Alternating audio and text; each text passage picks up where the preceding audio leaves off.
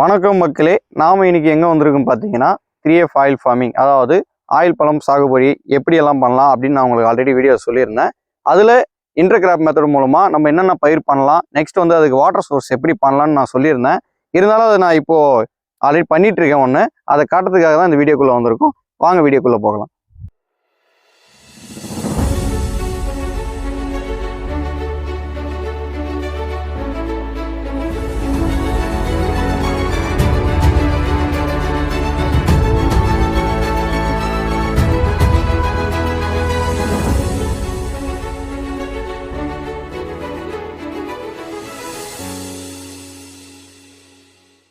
இப்போ வந்து பார்த்தீங்கன்னா இதுக்கு நீர் பாசனன்றது நான் ஆல்ரெடி சொல்லியிருந்தேன். ட்ரிப் இரிகேஷன் மூலமாகவும் பண்ணலாம், நெக்ஸ்ட் வந்து கால்வா மெத்தட் மூலமாகவும் பண்ணலாம்னு சொல்லியிருந்தேன்.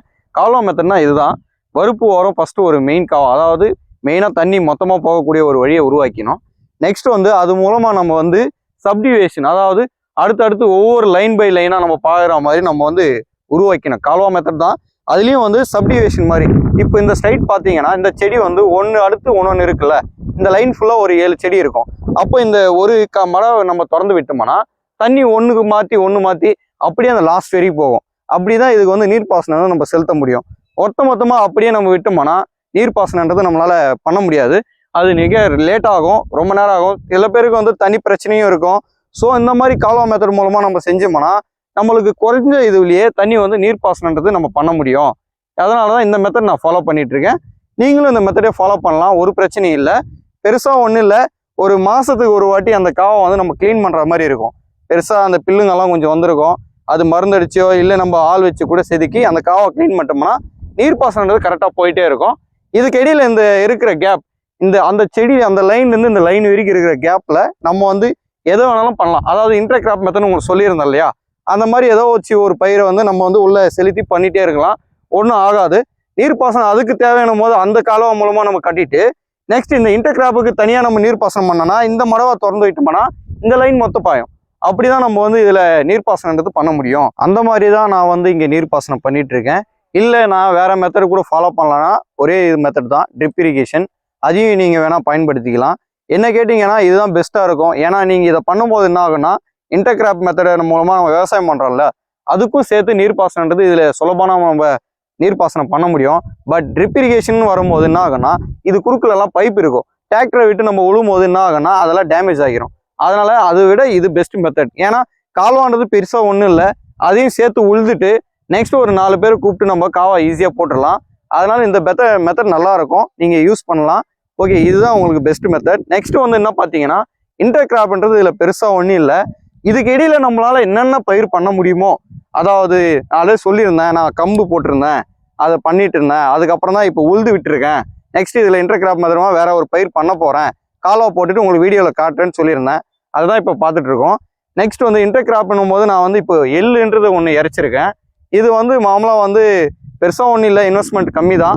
இதையும் நீங்கள் பண்ணலாம், இல்லை வேற ஏதாச்சும் பயிரும் பண்ணலாம். இது பெருசாக ஒன்றும் ஆகாது. இதுக்கான இடைவெளி நம்ம விட்டுட்டோம் ஆல்ரெடி. வந்து இந்த கால்வா மெத்தட்னும் போது நான் சொல்லியிருந்தேன் இல்லையா, செடியிலிருந்து ஒரு 3 அடி விட்டுட்டு ரவுண்ட் ஃபிகர், அதாவது செடிக்கு சுற்றி ஒரு ரவுண்ட் மாதிரி வளைவு கட்டிட்டு 1 by 1 கட்டணும்னு சொல்லியிருந்தேன் இல்லையா, அதே மெத்தட் தான் நம்ம கால்வா போட்டிருக்கோம். இன்டர்கிராப்னு வரும்போது நீங்கள் அதுக்கு தனியாக நான் சொல்லியிருந்தேன், அந்த மாதிரியே தொட்ட விட்டால் அது மொத்தம் பாயும்னு சொல்லியிருக்கேன். நீங்கள் அந்த மாதிரி வேற ஏதாச்சும் உங்களுக்கு தெரிஞ்ச எந்த பயிராக இருந்தாலும் நீங்கள் பண்ணிக்கலாம், அது ஒன்றும் ஆகாது. ஸோ நான் இப்போ வந்து எள்ளு அரைச்சிருக்கேன், அதை ஒரு டேக் எடுத்து காட்டுறேன் எப்படி போட்டிருக்குன்னு பாருங்க. அதாவது இப்போ இந்த கையை பாருங்க, கீழே வந்து இந்த காவா மேலேயே இறச்சிருக்கேன் பாருங்க. ஃபர்ஸ்ட் டிராக்டரை வச்சு உழுது விட்டோம், உழுதுட்டு நம்ம வந்து எள்ளுன்றது இறச்சி விட்டுருக்கோம். இறச்சி விட்டுட்டு கால்வா போட்டிருக்கோம். ஏன்னா வந்து எள்ளு இறைச்ச உடனே மறுநாளே வந்து கால்வான்றது போட்டுடணும். ஏன்னா செடி முளைச்ச பிறகு நம்ம கால் வச்சு கால்வா போடும்போது செடிங்கெல்லாம் கொஞ்சம் டேமேஜ் ஆகும். அதனால நான் இறைச்ச மறுநாளே ஆள் வச்சு என்ன பண்ணேன்னா கால்வா போட்டு விட்டுட்டேன். அப்போ வந்து என்ன ஆகும்னா செடி டேமேஜ் ஆகாது, அந்த விதை வந்து எப்படி இருந்தாலும் திரும்ப முளைச்சி ஒரு செடியாக மாறிடும். இப்போதான் அது மாதிரி தான் போட்டிருக்கோம். பார்த்தீங்கன்னா விதைங்கெல்லாம் கால்வாவில் கூட முளைச்சிருக்கும் பாருங்க. செடியோடைய கால்வா போட்டிருக்கேன் இல்லையா, அதாவது பாமாயில் அந்த செடிக்கு போகிற கால்வாயில் கூட விதைன்றது முளைச்சிருக்கும், சின்ன சின்ன செடிங்களாக இருக்கும். நான் வேணும்னா இது முழுமையாக ஓரளவுக்கு வளர்ந்த பிறகு அது எப்படி இருக்குன்னு நான் ஒரு வீடியோவில் காட்டுறேன். இது மூலமாகவும் நம்ம இன்டர்கிராப் எதனாச்சும் பண்ணலாம், நீங்களும் வந்து பண்ணலாம். நீங்கள் ட்ரை பண்ணுங்கள். எதுவாக இருந்தாலும் உங்களுக்கு எந்த டவுட்டாக இருந்தாலும் நான் வந்து உங்களுக்கு கிளாரிஃபை பண்ணுறேன்.